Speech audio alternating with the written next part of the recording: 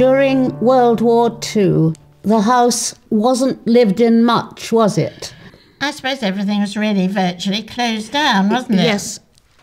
A lot of stuff was boarded up, taken out. That's right. There was a guards division here at one time. Yes. And also the nurses Yes. from West Middlesex. There was a notice one time about the nurses using that first bedroom. Yeah, that's as right. like a dormitory. Yes, yes.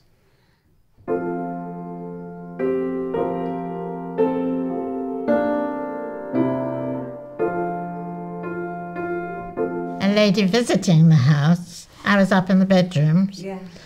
As she came up the stairs, she said, I was a nurse during the war. West Middlesex Hospital was bombed and the nurses' home came here. And she said, I remember coming up here and she said the first nurse up the stairs got the hot water and it was freezing cold. And it's still cold, isn't it? It is still cold, yes. It's still cold. Yeah. They had to use the back stairs, I gather, not the main ones. Oh, dear me. Really? No. Yes. Yes, it's the little snippets you Yes. pick up, isn't Yeah. it? Going to the local school, the Green School, we were brought down here in the winter to sketch. And I hated Syon House. And we were walking through and I said, oh, look at those ghostly figures. And it was the nurses. And, you know, imagination goes wild. Yes. Because the nurses always wore cloaks in those days. And I was terrified. I wanted to go get up. I think you were 13 at the time, weren't you? Oh, older than that. Oh, I was about 14, older? 15. Dear, oh dear. Oh, yes, yes. But I was quite impressionable. Yeah, apparently, yes.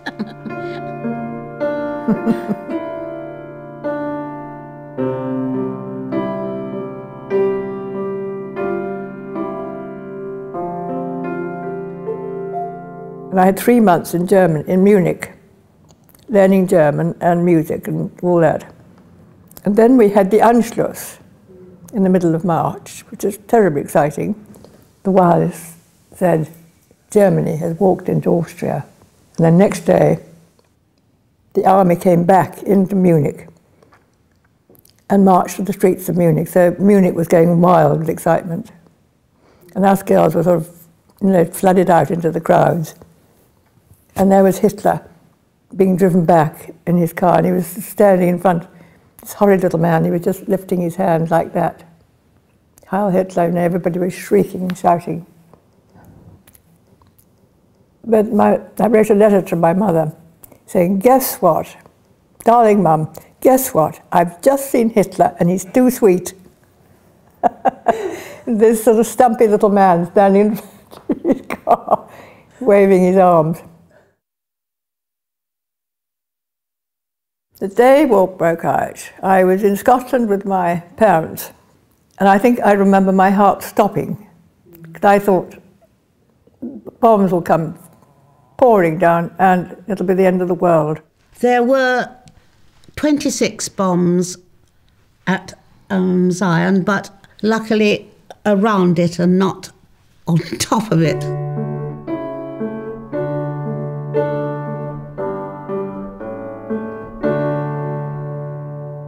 The bombing, of course, was concentrated on London, but when they went into London and dropped some of the bombs and it got heated up for them, they used to pull out of London and then drop their bombs, go back as quickly as they could, and our area was one of the areas, it was on the fringes where the bombs came down. Bombs, air raids around I here? don't remember.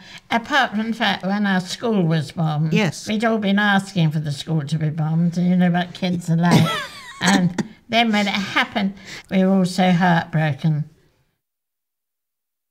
The bombing, which rained down at the beginning of the war, of course, were just ordinary bombs that exploded and did their job. And these incendiary bombs were rained down in thousands.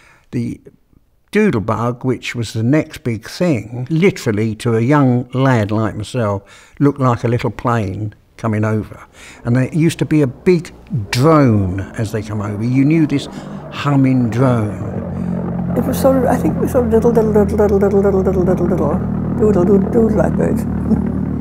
I just remember this doodle bar because the engine just used to cut off. The engine would cut out. Yes. And then just silence. And that's when, you know, you knew it was coming down somewhere and there would be an explosion. That obviously must have been extremely frightening, of course. Well, it was. Yes. A V1 that dropped a quarter of a mile from our house blasted or demolished 6, 8, 9 houses just by dropping in a garden, not on the houses. Most people had air raid shelters and things. We didn't. We just sat under our dining room table when the air raid alarm went. I mean, it wouldn't have protected us for 5 minutes, and my sister slept solidly through every raid. Quite extraordinary. An uncle of mine came back from the 8th Army and went out with my father, who was an ARP, which is Air Raid Patrol, with their tin hats on, or helmets.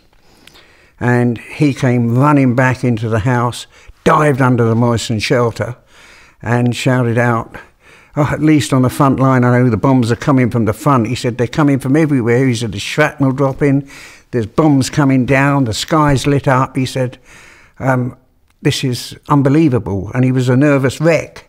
And he went back to the front line with the 8th Army after he got over his injury. But I shall never forget that as a young lad, because we were in the moistened shelter and he came diving in all over us to get out the way. It was quite something, really. We thought it was a bit of a game, you know, diving under the moistened shelter and things like this at night. I mean, one of our great playtimes was playing on the bomb sites. The houses that came down, it was fantastic to be running over these houses and running all around them and climbing up. I think it was highly dangerous, but we did it. It was nothing like today. It would all been boarded up and roped off, but we actually played on these bomb sites. It was great fun, you know. I remember food being short. I didn't think it was short until I discussed it when I got a bit older. You just had to get your own food sometimes, your own meat, because there wasn't enough to go round. I would never eat rabbit now. I ate so much rabbit during the war that I couldn't eat it very much now. I do remember my mother saying that she used to get her rations from a certain local shop, Springrove Stores, and there was a lady she didn't like, no, she wasn't that sort of person, who was the mayor's wife. Oh. And she was getting extra bits from the grocer. It's a bit and my like, mother was the one behind, and my mother was very incensed, but that went on anyway, didn't it? Yeah, it's a bit like Dad's Army. You know, you had sausages under the counter and special people got a bit extra now and again. It's a question of who you knew and a little bit of... Absolutely, yes. Because of rationing, it brought in the government to dig for victory, which meant my father would have vegetables in the garden together with little blackberries, red currants and gooseberries and things. I remember all this, helping him to try and dig the holes and put them in. The amount of veg on allotments and in your gardens was crucial for our food. I always remember an Australian girl coming home and she said, "Oh, these potatoes are gorgeous." And I couldn't understand anybody waxing eloquent about a potato. Because I'd always had potatoes from the garden. My father dug up our back lawn. And he grew vegetables, and oh dear, he also grew marrows. And for months and years afterwards, he insisted on making marrow jam and dispensing this ghastly stuff to all our friends and relations. It was dreadful. Did your mother work at all? Did she work during the war? Yes. She did during the war. Yeah. Which, I mean, surprised everybody. But no, because in those days there were housewives, weren't there? Yeah. The washing and the shopping and all this sort of thing. And she had a part-time job with the income tax office. Oh, did she? In Hounslow. And she used to go off every afternoon. My mother was, say, a primary school teacher anyway, and had to leave when she married, but when the war started, she went back full time.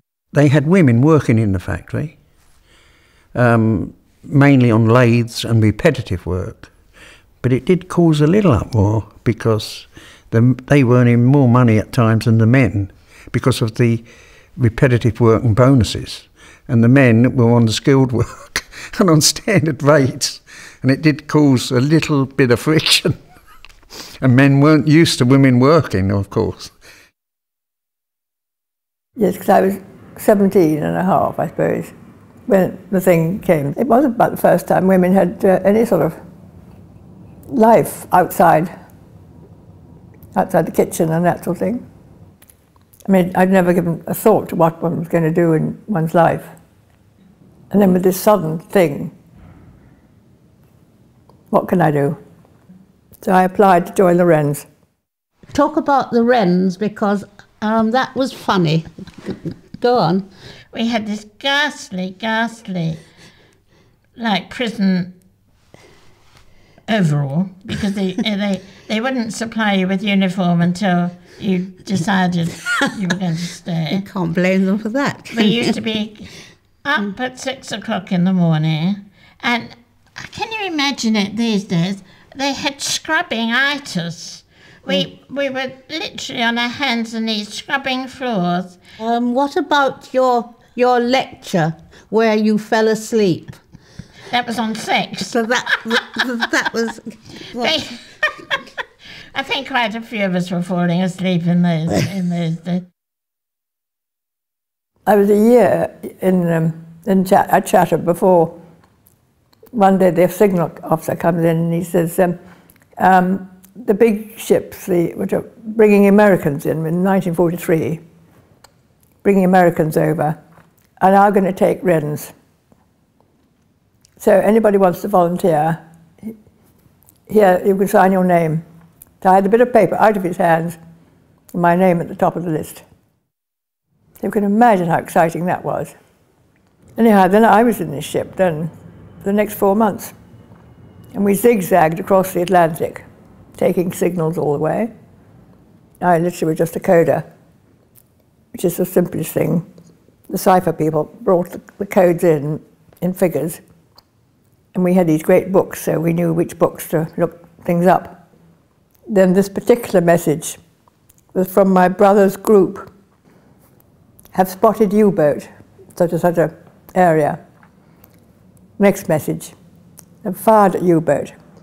Third message, have sunk U-boat, which is terribly exciting. This is all from my brother's ship. Very excited. I longed to go around the ship, but it was night time.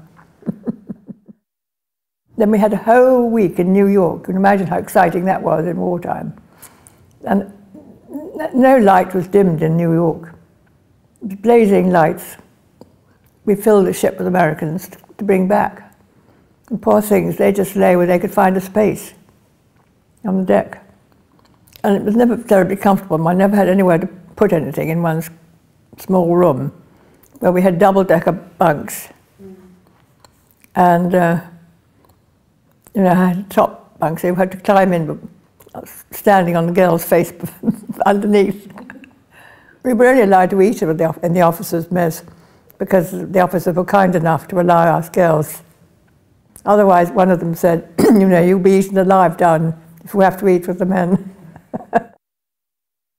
And then, one night, the signal officer came in and he said, now, I'm afraid none of you girls we won't be splitting the watch this evening, tonight. So I'm afraid you must be prepared for an all-night sitting. So I leapt to my feet and I said, do you mean, sir, it's D-Day? And he just nodded. And so then one was all tenterhooks. When the message came through, I was busy typing out as many bits of paper as I could to hand round next day, said that the war was over.